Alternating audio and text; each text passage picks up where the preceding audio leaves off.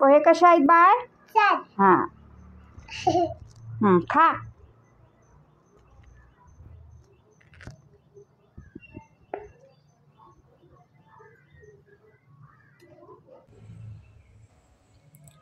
आज करत आहे मी बेसनाच्या पोळ्या.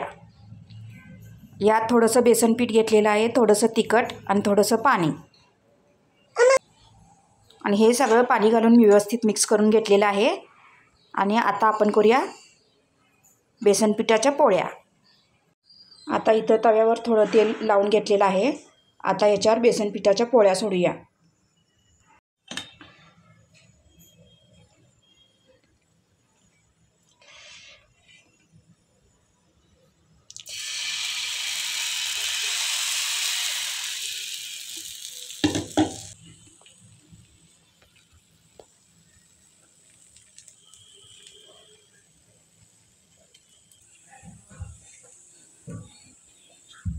अन्वीला आवडतात म्हणून बेसनाच्या पोळ्या केलेल्या आहेत.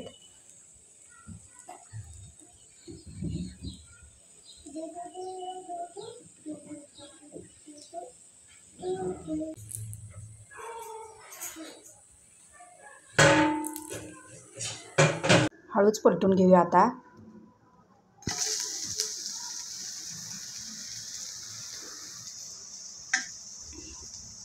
दुसऱ्या बाजूनेही चांगलं शिकून घेऊया. हे बघा, अशा प्रकारे बेसनाच्या पोळ्या केलेल्या आहेत. आणि तव्यावर एक टाकलेली आहे. इथं कुकरला भात मोड लावून घेतलेले आहेत. मोड चांगले शिजलेले आहेत. आता याची आपण उसळ करूया.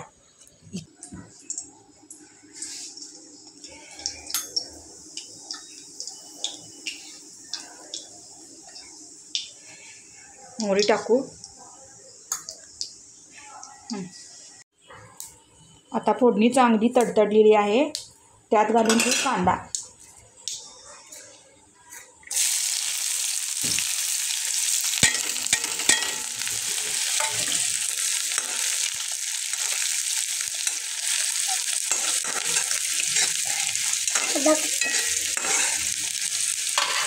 आता कांदा चांगला तळसून घेऊ. थोडासा लालसर होऊन देऊया.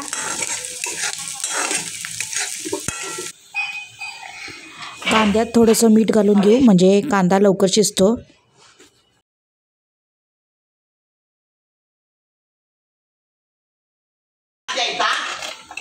कांदा लवकर शिजतो.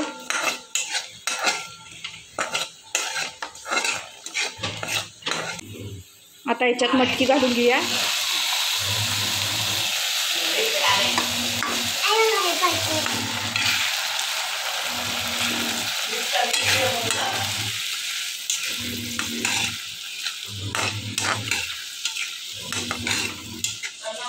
आता याच्यात चवीनुसार तिखट घालू.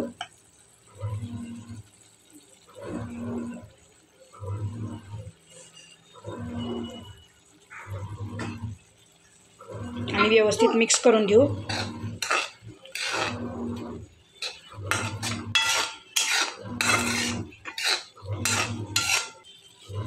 आता यात थोडं पाणी घालून घेऊ.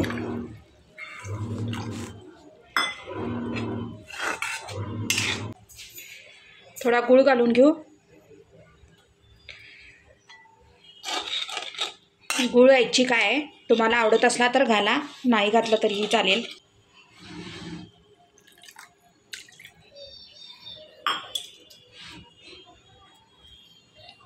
आणि त्याला झाकून एक उकळी काढून घेऊ.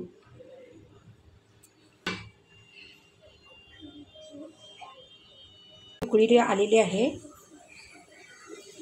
आता टोपून उघडून बघू. हां, मस्त छान उकळी आलेली आहे. इथं अन्वीला थोडंसं सपक काढून घेतलेलं आहे. हां, ठेवायच्या खाली. हां, शाबास ग माझा. भाजी भाकरीचा नैवेद्य करायचा आहे म्हणून आईनं आमच्या बाजारामधनं भाज्या आणलेल्या आहेत.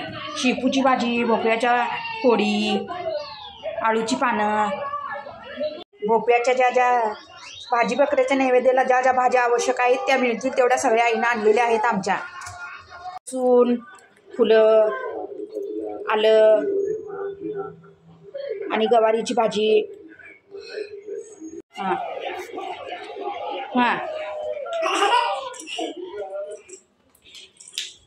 दोन नाही, माझ्याकडे दे, वर ठेवायचा आहे.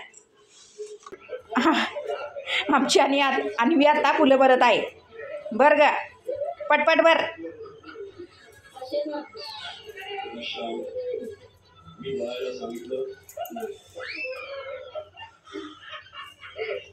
Very good.